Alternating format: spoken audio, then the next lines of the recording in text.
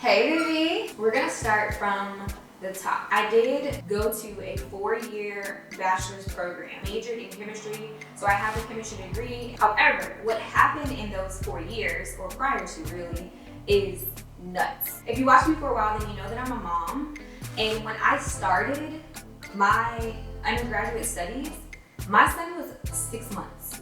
I was literally, breastfeeding when I started. During that time, to support us, I had to work. I had a couple of jobs in undergrad, but the one that pretty much stuck until I graduated was my job at the airport. I used to work for a rental car company. I learned so much with that job, and I met some really cool people. When I worked there, I was working, maybe like 30 to 40 hours a week. Take that into consideration with the fact that I was balancing being a new mom at that time and being a student, which was very, very tough. Early on, I knew that I wanted to go into medicine, so thinking back, I really don't know how in the heck I did that, but I did. Okay, now that the brows are done, we're gonna go ahead and go in with some sunscreen. So anyway, during undergrad, I was a well-involved student. Not only was I in extracurriculars, such as like being a president of, I wanna say, a chemistry club, I also tutored, I also did research for all 4 years of my undergraduate studies. I was very much involved. And to top it all off, I was able to graduate magna cum laude with a 3.77 GPA. Looking back, I really don't even know who that woman was. How in the heck did I get, where did I get all that energy? Working 40 hours, sometimes having to work till 1 a.m. in the morning, what? Can I get some of that energy now today, please? And I'm honestly talking about all of this, I hope in a way that does not seem boastful, because I don't mean this to be boastful at all. I really am in awe of everything that I have done. And when I start to talk about my story, it makes me a little emotional, because it's like, listen, there's nothing that you can't do, babe. So anyway, like I said, me and my son, we were living on our own. Well, I was living on my own and I was taking care of him. By the time I graduated with all of those stats and all of those accolades, I was burnt. I was very much burnt out. So burnt out. I didn't want to do anything that required me to use my brain at all anymore. I was like, you know what, no. I'll just go ahead and just jump right into the workforce. It'll just be me and my beautiful son. He's 4 years old at this point because, again, he was 6 months when I started. So by the time I graduated, he was four years old. So I was like, you know what? No, it's about time that I really spend some time with him, because our routine up until that point was me dropping him off at daycare and coming home. Thankfully, when they're that young, they go to bed at a really early time, pretty much fix us dinner. And then when he was in bed, I would study.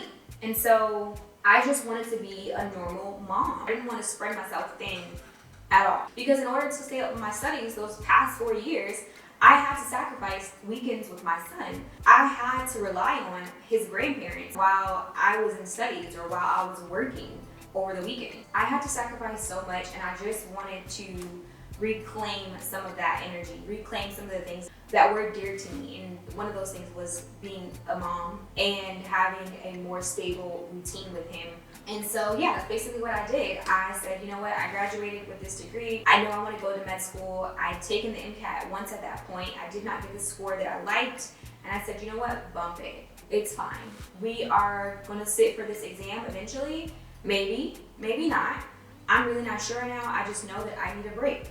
I want to wake up every day, get my son ready for daycare, take him to daycare, come back home, take care of us, spend good quality time together, and then go to sleep and do the same routine over and over. I wanted that so badly because the past 4 years, I wasn't able to do that. It was crazy, my schedule. If you are currently studying for your bachelor's degree or your associate's degree, you know how crazy your schedule can be. And with children, it's just it's a bit much. Not only was it a bit much to juggle all of that, I also didn't necessarily have a mentor within my family that I could look up to tell me how to do undergrad, how to complete my studies, how to budget my time, how to block out my time so that I'm able to make good grades in school, but also support my family.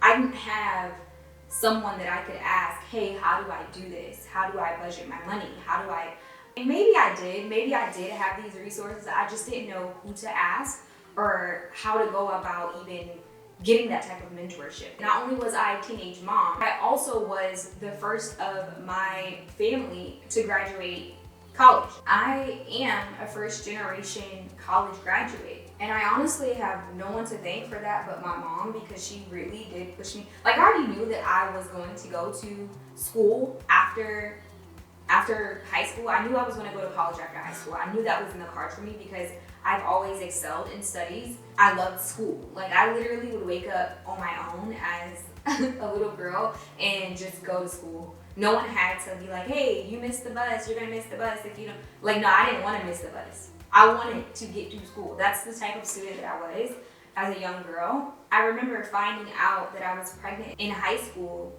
and just really being very bummed and not really knowing like if I would be able to achieve all these dreams, because again, I knew I wanted to be a physician from the very beginning. Honestly, since I was like 8 years old, I knew I wanted to be a physician. And so getting pregnant at a young age wasn't necessarily something that really met up with my plans. It didn't fall in my schedule that I had for myself. And so 4 years later, graduating magna cum laude, my baby boy is 4 years old and I'm holding his hand during my award ceremonies and literally just thinking, oh my God, dude, I did this for you. I'm so happy to be here with you. You have no idea. We really did that, babe. After doing all of that, I really, really, really, really wanted to just be a mom. So I just want that to be understood up front, because I did take several years off. So if you're not in this place and you are currently wanting to get into medical school, just know that your story is truly whatever you make it. So if that means that you don't need to take the additional years off to do like what I did, that's completely fine. Just do what's true to your heart. Because in hindsight, I'm so happy that I did that, because the relationship that I have with my son cannot be matched. We have such a strong bond. Anyway, we're just gonna keep going. Woo! Okay, so I'm just gonna move on to Tower 28. We're gonna move on to some concealer. They're rather new. I've been trying them out lately. I'll put everything down in the description box. So anyway, I took a couple years off initially because I wanted to be a mom. I wanted to take care of my son and I just wanted a better relationship with him. Not to say that we didn't have a good relationship. I just wanted the fairy tale, I'm a mom type of routine, if you get what I'm saying. So during that time, I did join the workforce. I began working as a lab tech at a pharmaceutical company. It was a rather large, well-respected, globally known pharmaceutical company, so it was a very good position for me to be in. I learned so much by working there. It was my first big girl job. The political games at that place were crazy. It is what it is. I learned so much, and I honestly would not be the same person that I am today without all those, you know what, we're not even gonna talk about them, but just know the political games were nuts, okay? They were crazy. So I worked there for about 2 years, and while I worked at that pharmaceutical company, I did also start studying for the MCAT again. I wanted to have a better score. So when I was trying to study for the MCAT while working at the pharmaceutical company, when I tell you that they was not having that, they was not having that. I don't even know if they just didn't want me to go to medical school or want me to have aspirations or dreams of elsewhere or more than, but whatever it was, I just couldn't get jiggy with it. I did end up having to leave because I felt that they were just not respective of my aspirations and my dreams. I still to this day don't really understand why they gave me such a hard time for wanting to be a physician. I still won't understand that. I think it just baffled them that I had aspirations of doing something else with my life. I don't know. I just know that they really hated that idea. And because I was so new to the corporate life, and not only that, I was so new to just being a graduate. I was just really new to that atmosphere and the type of people that I was gonna have to surround myself with. I mean, I grew up in a completely different type of atmosphere, and the way that we talk at home was not the way that I was having to talk or carry myself while in this professional setting. So all that to say, they really didn't like the fact that I was studying for the MCAT. That kind of played with my mind a little bit. It kind of made me feel like I couldn't do it, and there was no way that I was going to find time to, once again, study for something and be a mom and support myself and my son. Because, mind you, throughout this time, I stayed on my own. I had my own place, my own apartment, my own car, taking care of myself, taking care of my son, and I couldn't afford to not work, but I also couldn't afford to study as much as I wanted to for the MCAT. And then on top of that, during that time, I remember feeling so misguided. I didn't know how to network. No one taught me how to network. I didn't learn that growing up. I just was so misguided. And so when I went into the corporate life, I definitely was misguided. I'm surrounded by people who, for one, don't even know why my little tail wants to be a physician. They don't even understand. They don't even think I could do it. So of course I don't have those resources around me. So it just kind of got into my mind, into my head. You're not gonna do this, Delia. It's just not gonna work out for you, babe. Let it go. So I battled with that for a couple of years, studying for the MCAT on and off. Fast forward to about 4 years ago, I moved to the DMV area because I knew that there was a lot of medical schools in this area, and I knew that that would, for one, from a family perspective, would put me in a better position to be able to afford and just understand how everything would work with my son, his school, where we stay, just really just get an understanding of the area. The good thing about this area too is that a lot of Black professionals come here, so I was like, you know what, worst case scenario, I'm gonna study for the MCAT when I move there, I'm gonna take the MCAT when I move there, I'm also gonna do a DIY post-bac, which I'll get into that in just a second, and I'm gonna get a job that's going to be supportive of the fact that I want to do more with my life than just work at that job, and won't take offense to it, won't have any shade against it. I was very adamant about that. Small little intermission. We are going to be using the Makeup by Mario brush, the F4 Makeup by Mario brush, and the Makeup by Mario, I believe this is their Soft Sculpt Transforming Skin Enhancer. I've heard good things about it. We're just trying a bunch of new makeup in this video, y'all. So anyway, everything that I said that I wanted to do, I set out to do, and I said, you know what, we're gonna do it. So I immediately signed up for classes at a community college here in the DMV. For some upper level bio classes. I called it my DIY post-bac. And yes, in my med school application, I did write DIY post-bac because girl, it's so unserious. You have to understand, like it's really not that serious. We put certain things on pedestals that we really, not to say that you don't necessarily need to aspire to do it, but you don't need to put it so much on a pedestal to where it seems unachievable. And for me, going back to school, even though my GPA was great and all I really wanted to do was brush up on some upper level bio classes, requiring myself to pay $15,000, $30,000 for one semester was crazy. I was not about to do that. So I definitely went to a community college. I signed up for the classes that I wanted to take. They required me to show that I had already completed a couple. They transferred certain credits over that I needed in order to take those upper level bio classes, so everything worked out there. I also got a job here and I still work there today. We're gonna talk about that in another video because yes, you're not supposed to work in med school, but clearly you get to know my situation, so it is what it is. So yeah, I got a job here. It worked out perfect. They were very flexible. The schedule was hybrid. I wasn't having to come into the office the entire time. It was just literally amazing. Like it was like God said, it's like, you know what, this is what you want. You're putting your mind to it. I'm seeing you put one foot in front of the other. You're not playing games. You seem adamant. You seem to be on your go, your Zoom right now. I'm gonna gift you with all of these blessings and let's see what you do with it. So I got the job. I moved in with a family friend into the area. She was so kind to let me stay with her for, I want to say like 6 months. I found a spot for me and my son. I would continue to go to school and I made A's in every class. I maintained a 4.0 and I studied. I studied for the MCAT.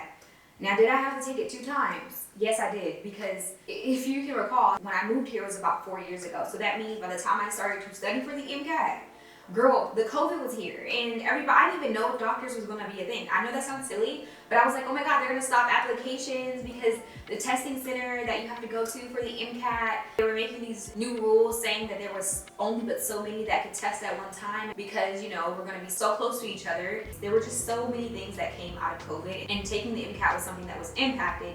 So it got to a point where I was studying for the MCAT. I was ready to take it, and then I started to freak out because it was so much hysteria going on in the world at that time. It was just a lot. I didn't know what to expect. It was the unknown. It was crazy, okay? So by the time I did sit for it, I ended up making a 500. My goal was at least a 501. I was so mad that I had studied and I'd done all of this stuff to get here, just to make a 500. Oh my God, like really? We're just gonna check it up too. When I took it in 2020, I shouldn't have taken the exam, which we'll talk about in another video if you guys need any tips for the MCAT. Definitely don't sit if you're not ready. If you're not ready, I don't care how close it is to the exam. If you have to forfeit the money that you paid to reserve your seat, then so be it, okay? Don't sit for it unless you're ready. So I sat for it, I made the 500, whatever. I was so bummed, I was so sad, and here we are in the middle of a pandemic. And then finally I'm like, no, we did not do all this. We did not do all this to give up and not sit for this exam again. And I refuse to apply without the score that I know for sure will get me in. So anyway, child, that's what I did. I studied for another year. And when I sat that next time, I made sure that I was ready. So I studied, I prayed. I remember the night before I took that exam, I was on my knees. You guys have no idea how much this process has strengthened my faith. Sat in my car and prayed before walking into that testing center. And I ate that test up. I felt so good leaving that exam. I was like, you know what? You took so many practice exams. You studied really hard for this. Like, this is the first time that you left from this exam and you're like, you know what? I might have gave that one my all. And obviously, that made me not play about me because I made the highest score that I ever even made on a practice exam. I made a 506. And I know for some people, a 506 is really not that big great of a score. But when you looked at my sections, I want to say I made like a 128 in bio. The area where I really wasn't the strongest in. Hello, I'm a chemistry degree. Well, we don't really care about that bio stuff. Biochemistry maybe, but like not bio, okay? It wasn't my strong suit. Let me take that back. I won't necessarily say that it's not my strong suit. I would just say that I wasn't as aware of all of the topics because my major was chemistry. And so, you know, we did physical chemistry, you know, things that required calculus. That sounds so shady, but I'm just saying, it was just a different ball game, okay? Being a chemistry major. Anyway, y'all, those scores were enough to get me into medical school. At that point, I know I didn't mention it throughout the video, but I had applied a couple of times with very suckish MCAT scores, so I knew the application cycle, I knew the process very well, and so that allowed me to pretty much get in my application at a very decent time to where I would get in with the first round of students that were being considered. That strategy, with the fact that I did have some high sections in my MCAT, combined with the fact that I could meet that minimum MCAT score for a lot of schools for my application to even be considered, allowed me to get where I am today. That's pretty much it, y'all. Like, I don't know if there's anything else that you guys wanted me to cover. Everything that I just talked about in this video was 8 years. So I graduated in 2015. I started as a first-year medical student in 2023. That has been my journey to medicine. Let me know if there was anything that you guys wish that I talked a little bit more about, or that you want to you just have questions. Let me know down below. I'm happy to answer any and all questions. This has been quite literally my life's dream, my life's work. And it's so funny to say that because I feel like it's been such a huge part of my identity for so long, and now that I'm here, I don't necessarily want it to be my identity. I know that sounds so terrible, but if you've been watching me on TikTok, then you know what I mean. I mean, I just want to be a physician plus blah, blah, blah. You know what I mean? Like physician plus yogi, you know? Physician plus that girl is an entrepreneur. You know what I'm saying? I just want something else added to my identity because, like I said, this has been my life's work at this point. I knew I wanted to be a physician since I'm 8 years old. I need something else to add to this reservoir of everything that is me. I hope you guys really enjoyed this video. If you did, don't forget to give it a thumbs up and definitely subscribe. And don't forget to subscribe if you're feeling the vibes. With that, I'll see you guys in the next one. Peace.